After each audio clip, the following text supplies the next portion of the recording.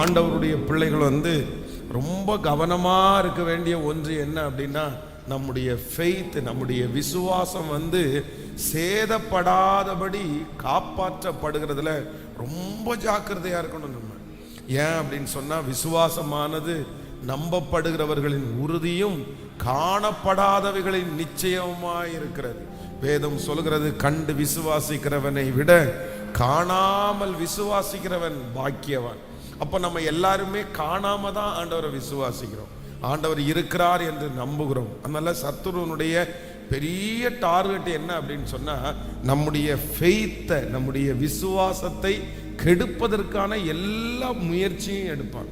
அதுக்கு தகுந்த மாதிரி ஆட்களை எழுப்புவான், அதுக்கு தகுந்த மாதிரி சூழ்நிலை எழுப்புவான், நம்பவே முடியாத அளவிற்கு அப்படி எழுப்புவான். அப்போ ஆண்டவருடைய பிள்ளைகள் எப்பொழுதுமே, ஆமேன், அவர் என்னை கொன்று போட்டாலும் அவர் மேல் நான் நம்பிக்கையா இருப்பேன். ஆமேன். அதான் யோபுனுடைய ஃபெய்த்தை பார்த்தீங்கன்னா அவ்வளோ ஆச்சரியமா இருக்கும். அப்படின்னா, முன்னாடி எதுவுமே எனக்கு நடக்கல, பின்னாடி நான் எவ்வளோ ட்ரை பண்றேன், எதுவுமே நடக்கல, ஆனா எனக்குள்ள ஒரு ஃபெய்த் இருக்கு. என்னன்னா, நான் போகும் வழியை அவர் அறிவார், அவர் என்னை சோதித்த பிறகு நான் பொன்னாக விளங்குவேன். அதனால ஒவ்வொரு நாளும் நம்முடைய விசுவாசத்தை பாதுகாக்கிறதுக்கு நம்ம போராடணும், ரொம்ப போராடணும். ஏன்னா அப்படிப்பட்ட உலகத்திற்குள்ள நம்ம வந்துட்டோம். பிசாசு விசுவாசத்தை எல்லாரிடத்திலிருந்தும் எடுத்து போடுறதற்கு அவன் பிளான் பண்ணிட்டே இருக்கிறான். நம்முடைய உடம்புல இருக்கிற ரத்தம் எவ்வளவு முக்கியமோ அதே போல கிறிஸ்தவ வாழ்க்கையிலே ஃபெய்த் அப்படின்றது ரொம்ப முக்கியம். நம்ம உடம்புல இருக்கிற ரத்தத்தெல்லாம் வெளியே எடுத்துட்டாங்கன்னா நம்முடைய உயிர் நமக்கு போயிடும். அதே போல ஒரு விசுவாசிக்குள்ள அந்த ஃபெய்த், விசுவாசம் எடுக்கப்பட்டுச்சுன்னா அவங்க ஆவிக்குரிய மரணம் அடைந்து விடுவார்கள். நம்ம மரணம் அடைந்து விடுவோம். அதனால்தான் பிசாசு எவனை விழுங்கலாமோ என்று வகை தேடி சுற்றி திரிகிறான். அப்ப நம்ம என்ன பண்ணிடக்கூடாதுன்னா, அவனுக்கு இடம் கொடுத்துடவே கூடாது. ஒரு சின்ன சந்தேகம் உங்களுக்குள்ள வந்தா போதும், ஒரு சின்ன இடத்தை நீங்க கொடுத்தா போதும், இது இப்படி இருக்கான்னு கேட்டா போதும், அதுக்குள்ள நுழைஞ்சு நம்முடைய விசுவாசத்தை கெடுத்து விடுவான். ஆனா நம்முடைய விசுவாசத்தை வளர்க்கிறதற்கு நமக்கு உதவி செய்கிறவர் நம்மோடு கூட இருக்கிறார். ஹல்லேலூயா, ஆமென். அவர் சொன்ன வார்த்தை அப்படியே நிறைவேறும். இந்த உலகத்துல ரெண்டு விதமான கூட்டம் உண்டு. ஒன்று கர்த்தர் யூஸ் பண்ற மனிதர்கள், ஆண்டவர் பயன்படுத்துகிற பாத்திரம். இன்னொரு இருக்காங்க, என்னன்னா தேவனை பயன்படுத்துகிற மனிதர்கள். ஆமென். நம்ம எந்த மனிதனா இருக்கணும் அப்படின்றத நம்ம டிசைட் பண்ணணும். அப்படின்னா, ஆண்டவர் பயன்படுத்துகிற மனிதர்கள் இருக்கிறாங்க, ஆண்டவரையே பயன்படுத்துகிற மனிதர்கள் இருக்கிறாங்க. அப்போ எல்லாத்துக்கும் பார்த்தீங்க அப்படின்னு சொன்னா, ஆண்டவரை தேவைக்காக, ஒரு காரியமாகணுன்றதுக்காக, அவ்வளோதான். அதுக்கப்புறம் அதை மறந்துடுவாங்க. ஆனால் ஆண்டவரே சிலரை என்ன பண்ணுவார் அப்படின்னு சொன்னால், கர்த்தரே பயன்படுத்துவார். அதுதான் ஆண்டவரால் நடத்தப்படுகிற மனிதர்கள். நல்ல காரியங்கள் வரும்போது கர்த்தரை ரொம்ப தேடுறது, இல்லை அப்படின்னு சொன்னால் ஒரு தேவைக்காக ஆண்டவரை ரொம்ப தேடுறது, அதுக்காக மட்டும் அல்ல. அதான் வேதம் சொல்லுது, இம்மைக்காக மட்டும் நம்ம கர்த்தர் மேலே நம்ம வாஞ்சை உள்ளவர்களாக இருப்போமானால் எல்லாரை பார்க்கலும் பரிதபிக்கப்பட்டவர்களாக இருப்போமாமா. அப்போ ஆண்டவரை தேடுகிறது அப்படின்றது இம்மைக்காக மட்டும் அல்ல, இம்மைக்காக மட்டும் இல்லை, நம்ம மறுமைக்காகவும் ஆண்டவரை தேடணும். இக்காலத்து பாடுகள் இனி நமக்கு வெளிப்பட போகும் மகிமைக்கு ஒப்பிடத்தக்கது அல்ல. இந்த உலகத்திலேயே கவலை இல்லாமல் ஒரு மனுஷன் வாழணும்னா அவர்களுக்கு பரலோகத்தை குறித்த நிச்சயம் இருக்கணும், ஆண்டவருடைய வருகையை குறித்த நிச்சயம் இருக்கணும். எதிர்காலத்தை குறித்த நிச்சயம் யாரிடத்துல இருக்கிறதோ அவர்கள் தான் எப்படி வாழ முடியும்னா சந்தோஷமாய் வாழ முடியும். அதனால நான் ஆண்டவரிடத்துல, ஆண்டவரே, நான் உங்களை யூஸ் பண்றவனாய் அல்ல, நீர் என்னை பயன்படுத்துகிற பாத்திரமாய். ஆமென். கர்த்தர் என்னிலே பிரியப்படுறாரா, ஆண்டவர் என் கூட இருக்கிறாரா, ஆண்டவர் என்ன நடத்துறாரா, அப்படிப்பட்ட அந்த உறவை மட்டும் நீங்க கரெக்டா ஃபாலோ பண்ணிட்டீங்கன்னா இந்த வாழ்க்கையில பெரிய வெற்றியை நமக்கு தர கர்த்தர் வல்லவராக இருக்கிறார். ஹல்லேலூயா. ஒரு மனிதன் நாகமானை குறித்து வேதம் சொல்லுகிறது. இந்த நாகமான் வெளியில யார் அப்படின்னா, அவன் படை தளபதி, வெளியில பெரிய ஆளு, வெளியில இவனுக்கு கீழே ஆயிரக்கணக்கான பேர் வேலை செய்யறாங்க. ஒருவனை வா என்றால் வருகிறான், இன்னொருத்தரை போ, அப்படி அந்த மாதிரி ஒரு நல்ல போஸ்டிங். ஆனா வீட்டுக்குள்ள வேதம் சொல்லுது, வீட்டுக்குள்ள அவன் யார் அப்படின்னா அவன் குஷ்டரோகி. வீட்டுக்குள்ள அவன் குஷ்டரோகி. ஒரு இடத்துல அவன் டாப் மோஸ்ட் லீடர், இன்னொரு இடத்துல அவன் குஷ்டரோகியா இருக்கிறான். அப்ப ஆண்டவருடைய பிள்ளைகள் சில பாருங்க, சில இடங்கள்ல நம்ம ரொம்ப நல்லா இருப்போம். சர்ச்சில் யார் அப்படின்னு கேட்டா சர்ச்சில் ரொம்ப முக்கியமானவங்க, சர்ச்சில் ரொம்ப பரிசுத்தவான், சர்ச்சில் ஆண்டவரோட நடக்கிறவங்க. ஆனா வீட்டில், ஆனா தெருவில், ஆனா வேலை செய்யற இடத்துல, அப்போ நம்ம ஒரு இடத்துல நல்லவங்களா இருந்துட்டு இன்னொரு இடத்துல குஷ்டரோகியா இருக்கிறதுனால எந்த பிரயோஜனமும் இல்லை. ஒரு ஆண்டவருடைய பிள்ளைகள் எந்த இடத்துலையும் கிறிஸ்துவை பிரதிபலிக்கிறவர்களாய் ஆண்டவர் நம்மளை மாற்றணும். எத்தனை பேர் ஆமோதிக்கிறீங்க? எங்க போனாலும் யாரை பிரதிபலிக்கணும் அப்படின்னு சொன்னா, எனக்குள்ளே கர்த்தர் இருக்கிறார், எனக்குள்ள ஆண்டவர் இருக்கிறார். அது வேலை ஸ்தலமா இருக்கலாம், அது வீடா இருக்கலாம், அது திருச்சபையா இருக்கலாம். நீங்க நினைச்சுக்கங்க, எங்க போனாலும் ஒரே மாதிரி இருக்கணும்னு நீங்க அந்த மாதிரி ஒரு கிருபையை ஆண்டவரிடத்துல கேளுங்க. அவ்வளவுதான். சர்ச்சினுடைய வாசலை விட்டு வெளியே போன உடனே வித்தியாசமான ஒரு மனுஷனா மாறிடக்கூடாது. ஜெப அறையை விட்டு வெளியே வந்த உடனே ஒரு வித்தியாசமான மனிதனாக மாறிடக்கூடாது. நம்முடைய வாழ்க்கையிலே எந்த அளவிற்கு நம்முடைய பரிசுத்த ஜீவியம் முக்கியமானதோ அந்த அளவிற்கு நம்முடைய குணமும் ரொம்ப அவசியமான ஒன்று. எங்கேயோ ஒரு இடத்துல ஏதோ இடத்துல தவறுறோம், தவறு இல்லாம எல்லாம் இருக்காது. ஆனா நம்ம இங்க ஒரு வேடம், அங்க ஒரு வேடம். எப்பவுமே இந்த ரெண்டு வேடத்தை நம்ம ரொம்ப அவாய்ட் பண்ணிக்கணும். நம்ம எப்படி இருக்கணும் அப்படின்னு சொன்னா, கர்த்தருக்கு முன்பாக நீதி உள்ளவர்களா இருக்கக்கூடிய கிருபையை கர்த்தர் தருகிறவர். ஆமென். நான் எல்லா இடத்துலையும் ஒரே மாதிரியான வாழ்க்கை வாழ்றதற்கு எனக்கு கிருபை கொடுக்கிற தேவன் நல்லவராய் இருக்கிறார். ஆமென். நாகமானை போல இங்க ஒண்ணு அங்க ஒண்ணு இல்லை, எல்லா இடத்துலையும் கர்த்தர் என் கூடவே இருக்கிறார்.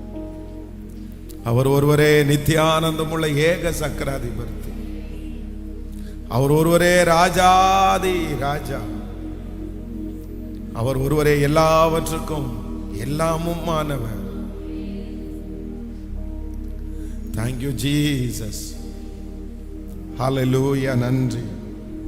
ஆமென்.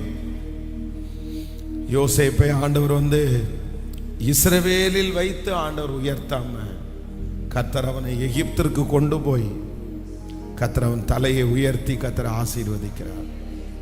ஆமென். ஆண்டவர் நினைச்சிருந்தா அவனை இஸ்ரவேலில் வச்சே ஆண்டவரை ஆசீர்வதிக்க முடியும். ஆனா வேதம் சொல்லுது, ஆண்டவர் ஒரு அந்நிய தேசத்திலே கர்த்தர் கொண்டு போய் அந்த மனுஷனை ஆசீர்வதித்து திரும்ப யாருக்கு பிரயோஜனமா கர்த்தர் மாத்துறாருன்னா, தன்னுடைய சொந்த ஜனங்களுக்கே ஆண்டவர் பிரயோஜனமான ஒரு பாத்திரமாய் கர்த்தர் மாற்றுகிறார். சில நேரத்தில் ஆண்டவர் நம்மளை பிரிச்செடுக்கிறார். நம்முடைய சொந்தங்களிலிருந்து ஆண்டவர் நம்மளை பிரிச்செடுக்கிறார். நம்முடைய சொந்த ஊர்ல இருந்து ஆண்டவர் நம்மளை பிரிச்செடுக்கிறார். சில இடத்துல இருந்து ஆண்டவர் பிரிச்சு எடுத்து கொண்டு போய் தனியா ஆண்டவர் கொண்டு போய் நம்மளை வச்சு நம்மளை உருவாக்கி நம்மை ஒரு பெரிய இடத்துல கர்த்தர் கொண்டு அதற்கு பிறகு மறுபடியும் ஆண்டவர் நம்மளை கர்த்தர் அந்த சொந்த ஜனத்திற்கு முன்பாகவே கொண்டு நம்முடைய தலையை நிமிர பண்ணுகிற தேவன் நம்மோடு கூட இருக்கிறார். ஹல்லேலூயா. நம்ம மறுபடியும் அந்த சொந்தக்காரங்களுக்கு முன்னாடி வருவோம், மறுபடியும் அந்த தெருவில் நம்ம வருவோம், மறுபடியும் எந்த இடத்திலிருந்து தள்ளப்பட்டோமோ அந்த இடத்திற்கு வருவோம். ஆனா நம்ம போன வண்ணமாய் அல்ல, கர்த்தர் பரிவாரத்தோடு நம்மை அவர்கள் கண்களுக்கு முன்பாக சாட்சியாய் நம்மை நிற்க வைக்கிற ஒரு நல்ல தேவனாய் இருக்கிறார். அப்படியே கைகளை மேல உயர்த்தி, நன்றி ஆண்டவரே, உம்முடைய பாதுகாப்பிற்காக நன்றி ஆண்டவரே, உம்முடைய அரவணைப்பிற்காக உமக்கு நன்றி ஆண்டவரே. இதுவரையிலும் நீரங்களை நடத்தின எல்லா பாதைகளுக்காக உமக்கு நன்றி ஆண்டவரே. இருதயத்தின் ஆழத்திலிருந்து எல்லாரும், இயேசப்பா நீர் எங்களை கொண்டு எங்களை வெற்றி சிறக்க பண்ணுகிறதற்காக உமக்கு ஸ்தோத்திரம். ஸ்தோத்திரம் ஆண்டவரே. ஒன்றும் இல்லாமையிலிருந்து எங்களை நீர் உயர்த்தினதற்காக உமக்கு ஸ்தோத்திரம் ஆண்டவரே. நீர் எங்களை நேசிப்பதற்கு நாங்கள் கொஞ்சம் கூட தகுதி உள்ளவர்கள் அல்ல. ஆனா உம்முடைய நேசம் எங்கள் மேல் இருந்ததற்காக உமக்கு நன்றி அப்பா. ஹalleluya ஹalleluya. நீர் எங்களை நேசிக்க நாங்கள் எம்மாத்திரம், நீர் எங்களை நினைவு கூற நாங்கள் பாத்திர நல்லவரே. எல்லாரும் சொல்லுங்க, கையை மேல உயர்த்தி. தலைமுறை தலைமுறையா நினைவு கூர்பவரே, தாங்கியே நடத்திடும் தயாவை மறப்பேனோ. எல்லாரும் சேர்ந்து சொல்லுங்க பார்க்கலாம். தலைமுறை தலைமுறையா நினைவு கூர்பவரே, தாங்கியே நடத்திடும் உந்தன் தயாவை மறப்பேனோ.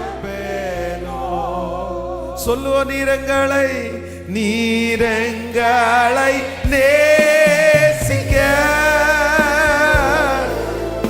நாங்கள் எம்மாத்திரம், நீரங்களை நினைவு கூற நாங்கள் பாத்திர நல்லவே. சொல்லுமா, நீரங்களை நீரங்களை உண்மையா கர்த்தரை ஆராதிச்சு நல்லவராயிருக்கிறதற்காக நன்றி. நினைவு கூற நாங்கள் பாத்திர நல்லவே. வியாகுல வேளைகளில் நீரங்கள் ஆறுதலே, பாரங்கள் நிறைந்த நேரம் நீர் எங்களை தாங்குகிறீர். சொல்லுமா, வியாகுல வேளைகளில் நீரங்கள் ஆறுதலே, பாரங்கள் நிறைந்த நேரம் நீர் எங்களை தாங்குகிறேன். இப்ப சொல்லுவ, நீரங்களை நீரங்களை நேசிக்க ஹalleluya நாங்கள் நீரங்களை நினைவுற, நீரங்களை நினைவு கூற நாங்கள் பாத்திர நல்ல. சேர்ந்து கைகளை வைத்து நீரங்களை நீரங்களை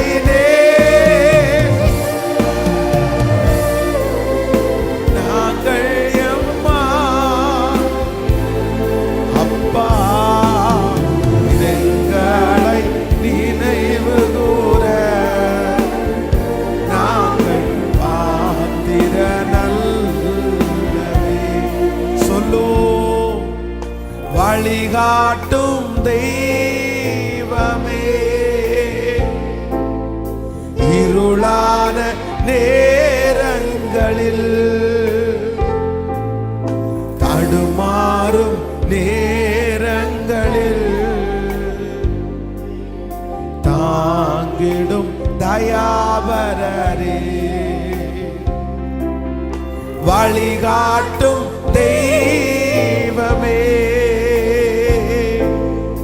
இருளான நேரங்களில்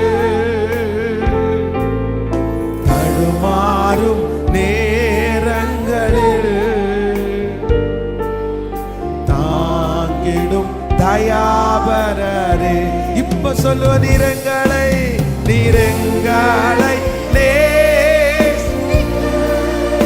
கைகளை உயர்த்தி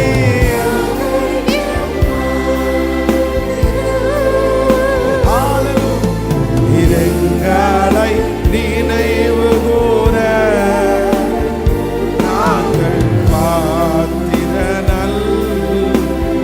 சேர்ந்து கைகளை உயர்த்தி நீரங்களை தகப்பனே உங்க பிரசனத்திற்காக நீர் செய்த நன்மைகளுக்காக நீரங்களை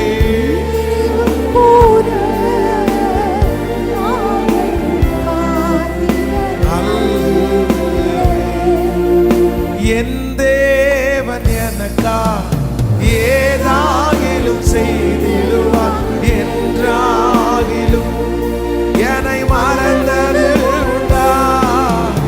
என் தேவன் எனக்கா ஏதாகிலும் செய்திடுவார் என்றாகிலும் என்னை மறந்தது உண்டா.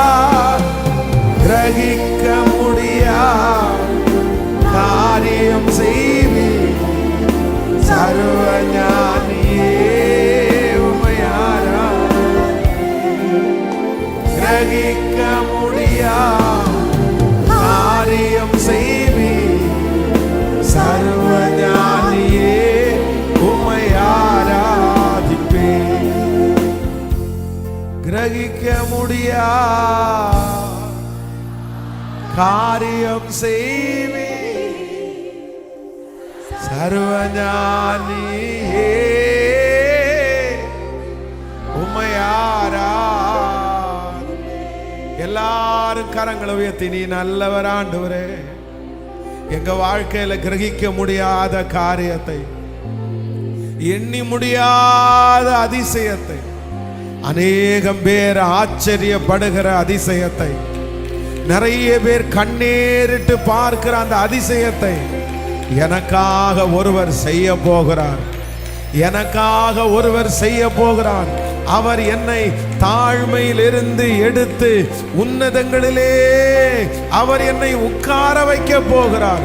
சிறியவனை குப்பையில் இருந்து எடுத்து உயர்த்தி ராஜாக்களோடும் பிரபுக்களோடும் உட்கார பண்ண போகிற அந்த தேவனாகிய கர்த்தருக்கு கரங்களை தட்டி முழு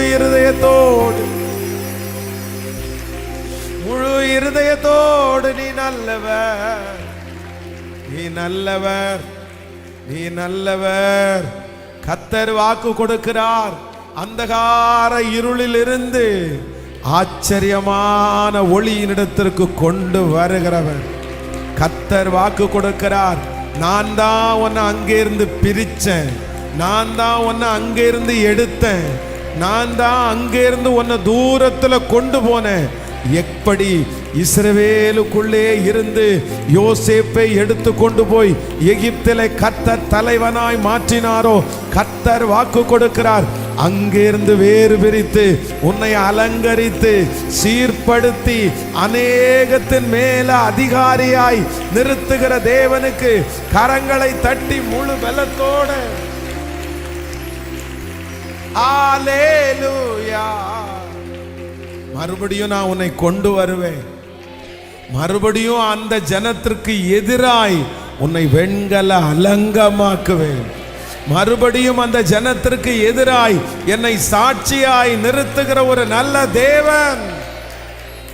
கைகளை மேல உயர்த்தி நன்றி, நன்றி ஆண்டவரே.